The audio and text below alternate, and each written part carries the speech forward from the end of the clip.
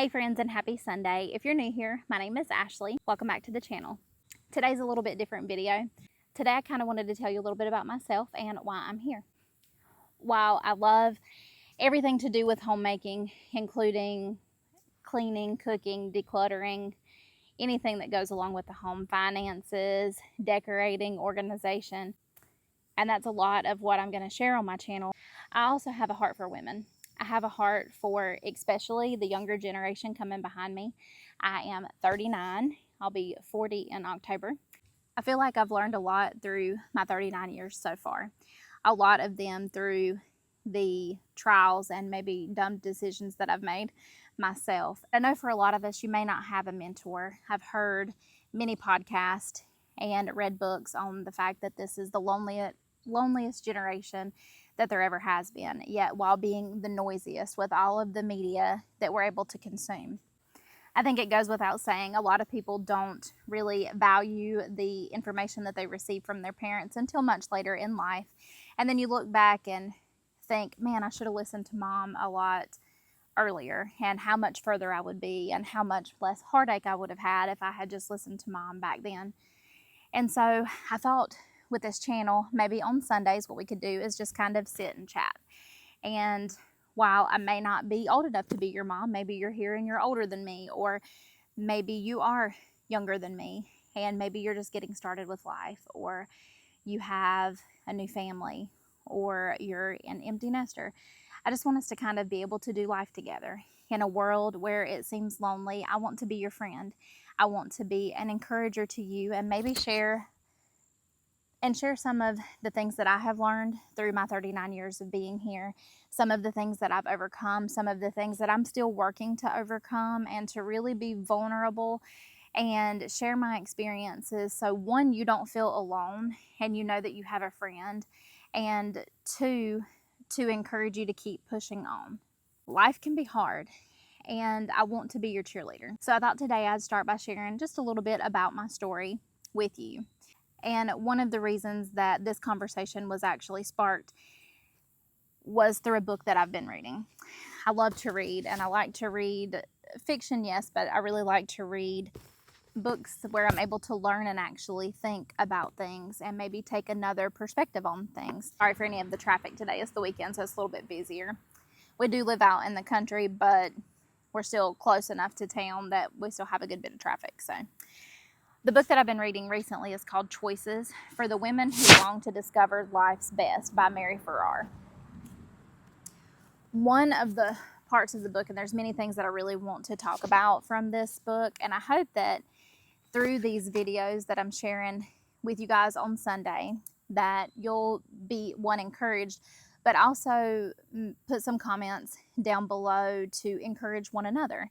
If you feel inclined to share some of your story, that's great. If you have some insight because you're further along, or maybe have a different life situation, which we're all going to, and you want to share, absolutely, I encourage that.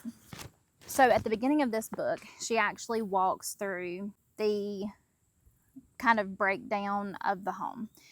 The fact of what it looked like maybe in Little House on the Prairie times, and how with the coming of the Industrial Revolution, that the father was the first one to leave the home to go work in factories. And with that leaving of the father, that was the first time that the family unit had ever been broken apart. Before, it was farms. Dad farmed in the field, mom cooked, cleaned, she was the nurse, she was the school teacher, she helped with the gardening, and she would have done anything associated with the home while dad was in the fields or hunting and gathering food to bring back to their home. They also would have small businesses, but the small businesses would be from their home as well. And so the home was really the center of the community then, until the Industrial Revolution, when men left the home to go work in factories. And she references in her book that this was the first time a child's lifespan and quality of life had greatly improved. But despite these blessings, the loss of their father proved more devastating than anyone might have imagined. Children no longer received the on-site supervision, training, and discipline of their fathers, no longer saw their fathers model character, virtue, the ethics of hard work, and worst of all, they no longer knew their father, nor did their fathers know them. Absence throughout a childhood creates strangers. We simply cannot parent a child whose heart we do not know.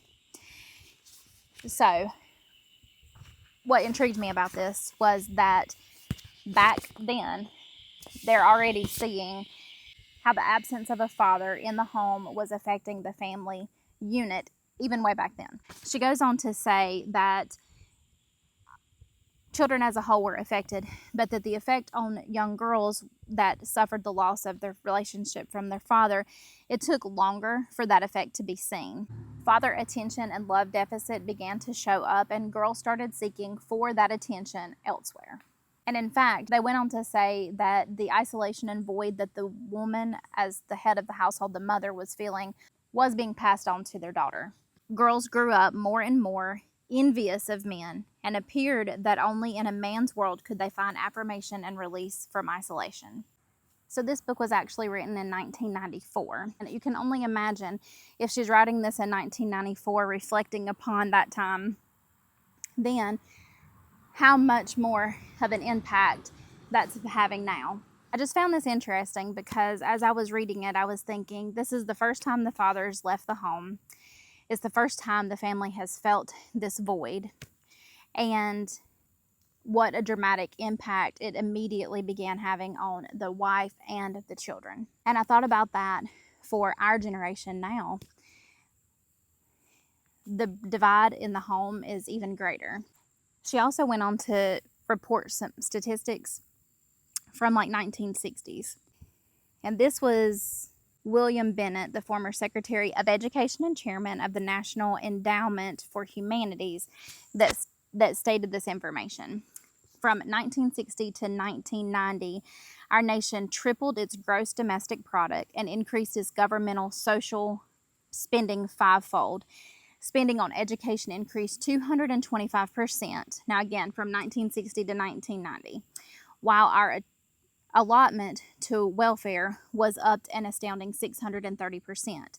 What did this profit and spending do for us? In the same 30-year period, SAT scores plunged 80 points, but we had an increase in education. Teenage suicide rose 200%. Violent crimes soared 560%. Illegitimate births leaped 400%. Children in a single-parent household tripled, and divorce quadrupled. This is the last part of the book that I'm going to quote, and then we'll start our discussion. Evidence among our children is abundant and overwhelmingly clear. Long-term studies now show that children from broken homes are 3 times more likely to have emotional and behavioral problems, twice as likely to drop out of school, greater risk of becoming involved in crime, precocious sexuality, teenage marriage, pregnancy, non-marital births, and divorce. Children of broken homes find it harder to achieve intimacy in relationships, form stable marriages, hold steady jobs, and are more likely to commit suicide. As I begin to tell you a little bit more about myself, I do want to make it clear that I'm in no way bashing either one of my parents. My mom did a great job working hard to provide for us in a divided home. But I want to be a light to someone who may be growing up in a situation like I did, and an encouragement to you. So, my mom and dad separated when I was a baby. And so my dad was kind of in and out of my life. I very much can say that I have felt the impact of a fatherless home on my life. To be honest, I don't really know that there's hardly anybody who you might be friends or family with who have not been touched by divorce or a broken home in some case or the other.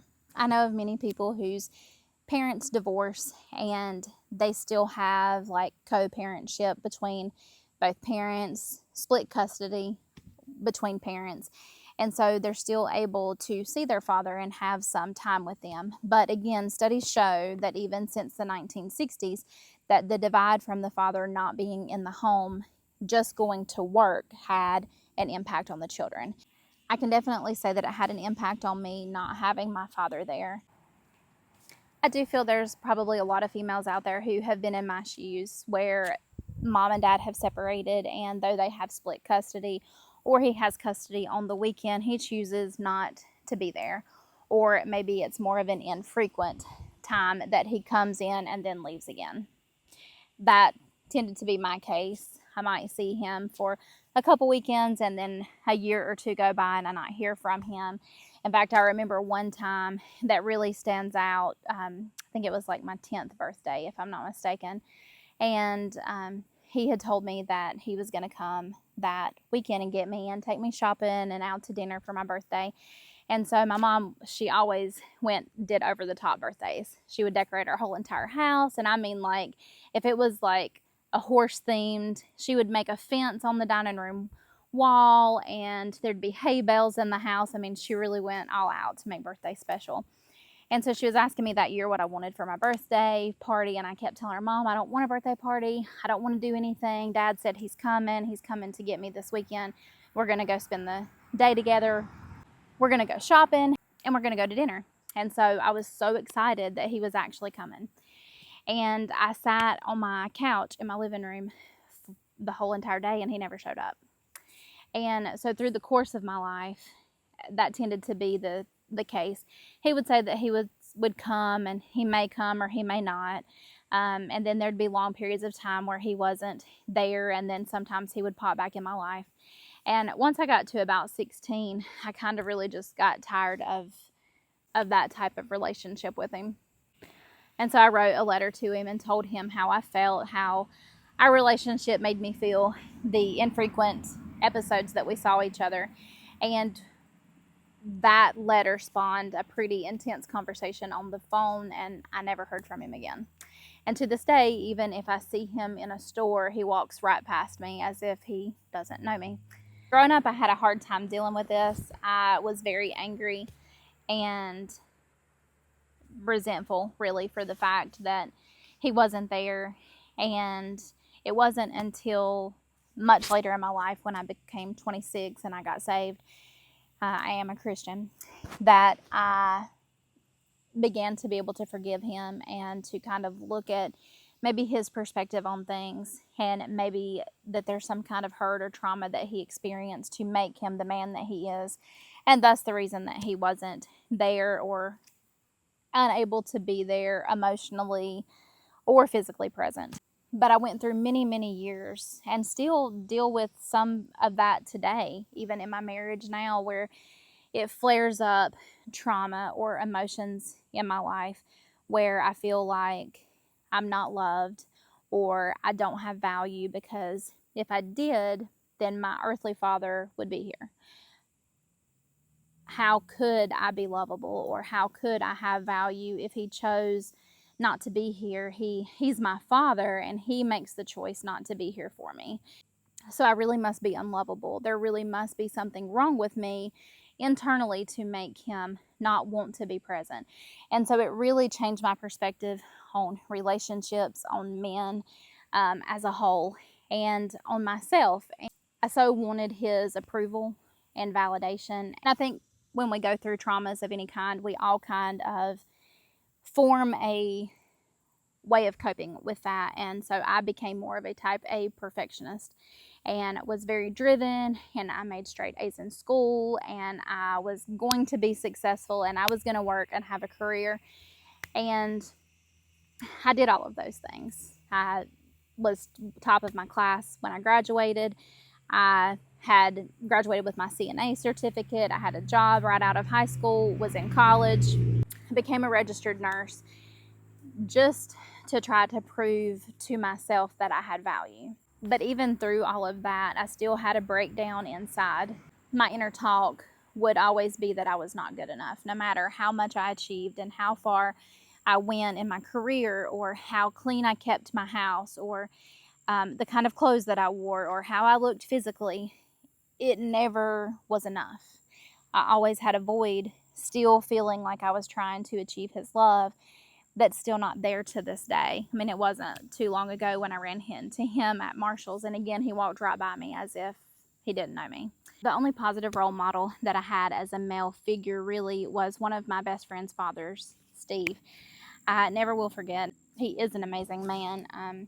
He's a pastor, and we met in middle school, me and Megan, and I would go to her house all the time on the weekends. And while I was there, I would watch how Steve interacted with his children and his wife and how loving he was. And on Father's Day one year, they would take me on vacations with them routinely too, because I was there so much. I was almost like family. But one year, they took us to Gatlinburg for the weekend, and Steve was talking for Father's Day. I remember him saying, and I never ever will forget this, that he didn't want anything for Father's Day, that his gift was Teresa, his wife, and his children. And so he actually presented them with gifts on Father's Day because he said that they were his gifts. And that year he gave Bibles to his children, and he actually gave one to me. And I still have that Bible to this day. It's a teen Bible. And I never will forget thinking, wow, like that is what a loving father is. That is amazing. And so it was almost like the beginning of God planting a seed in my heart.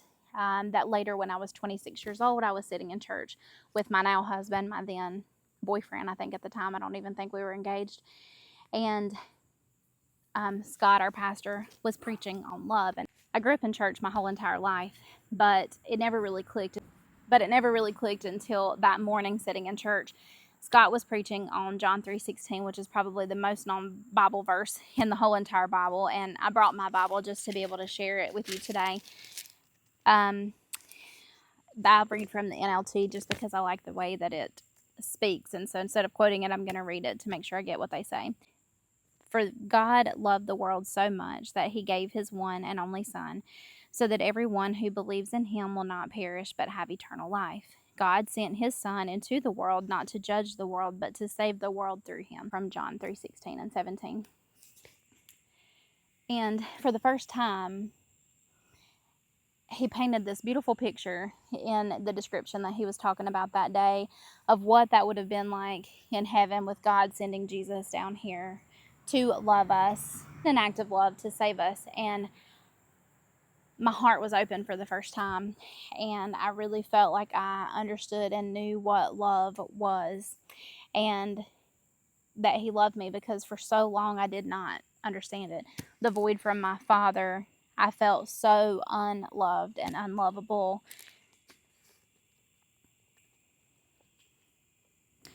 And so that day I made the decision to accept Christ.